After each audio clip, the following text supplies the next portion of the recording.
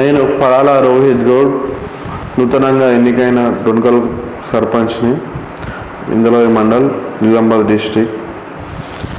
మీ గ్రామ ప్రజలకు మీరు ఏం చెప్పాలనుకుంటున్నారు గ్రామ సమస్యల మీద?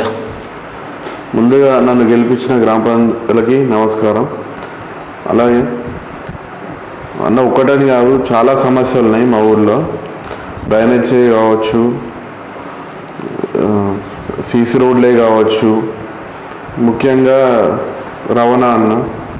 అలాగే వాటర్ సమస్య చాలా ఉందన్న. నీటి సమస్య అయితే ఫుల్. ఇప్పుడు నిన్న మొన్న 2 మోటార్లు వేయించినాం అన్న. 2 వేయించినాం, దేవుడి దయ వల్ల సక్సెస్ అయినాయి. ఇంకా కూడా చాలా ప్రాబ్లం ఉందన్న నీరు సమస్య.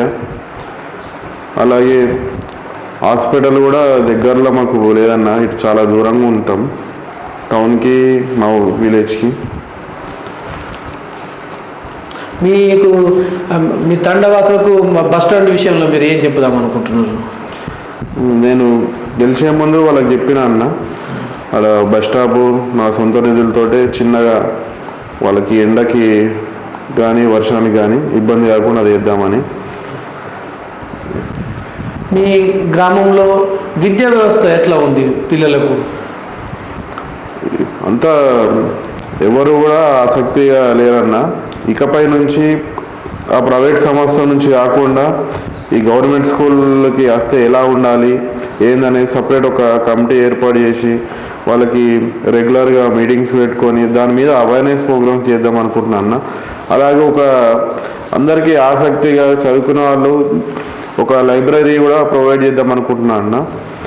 లైబ్రరీ ఉంటే ప్రతి ఒక్కరు కూడా చదవచ్చు. రెగ్యులర్గా ఒక న్యూస్ పేపర్ పెడితే ప్రతి ఒక్కరు మాట్లాడతారు. దేని గురించి అయినా సరే ఒక చర్చిస్తారు. వాళ్ళకు కూడా ఒకటి ఆసక్తి ఉంటుంది, విలేజ్ని ఎట్లా చేయాలి చూసి, పక్కన విలేజ్లు ఎట్లున్నాయి, మన జిల్లా స్థాయిలో ఎలా జరుగుతుంది, మన మండల స్థాయిలో ఎలా అవుతుంది అనేది వాళ్ళకు కూడా ఆసక్తి ఉంటుంది. వాళ్ళు కూడా నన్ను అందరూ ఒక్కరని కాదన్నా అందరూ కృషి చేసి, యువత అయితే ప్రతి ఇంటికి ఒకరుండి గెలిపించుకున్నారు. వాళ్ళకు కూడా అన్ని విధాలుగా ముందు ఉండి నన్ను నడుస్తానన్న.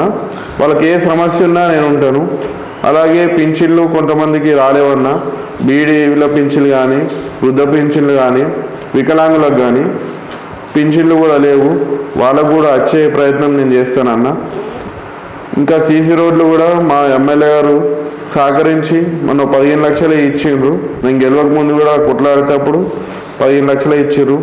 ఇంకో 10 లక్షలు ఇంకో నెల లోపల ఇస్తా అన్నారు. అది కూడా చేస్తామన్నా. ఇంకా వాటర్ గురించి కూడా ఇట్లా సంపులు కట్టిద్దాం అనుకుంటున్నా గల్లీ గల్లీకి, తండలో కానీ విలేజ్లో కానీ. ఇంకోటి ఇది కొద్దిగా అడవి ప్రాంతం అన్న మాది. దానికి స్కూళ్ళకి పిల్లలు ఉంటారు, పాములు అన్నీ వస్తూ ఉంటాయి.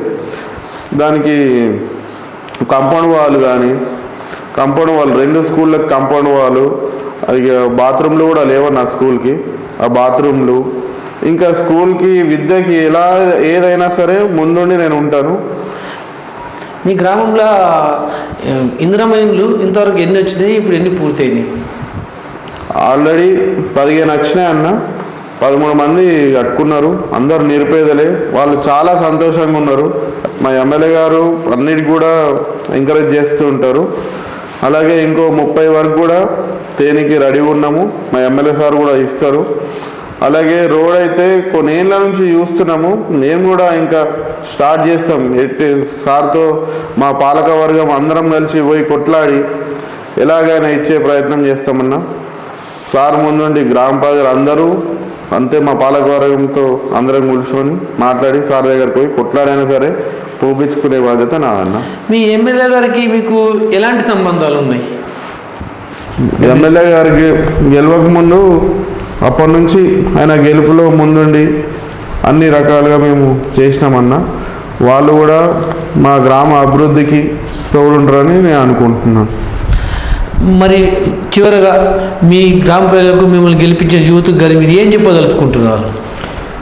గ్రామ ప్రజలందరికీ, అలాగే యువతకి, అక్క చెల్లెలకు, అన్నదమ్ములకి అందరికీ నా ఉదయపూర్వక ధన్యవాదాలు అన్న. నన్ను గెలిపించారు. వాళ్ళకైతే ఎప్పటికీ రుణపడి ఉంటాను.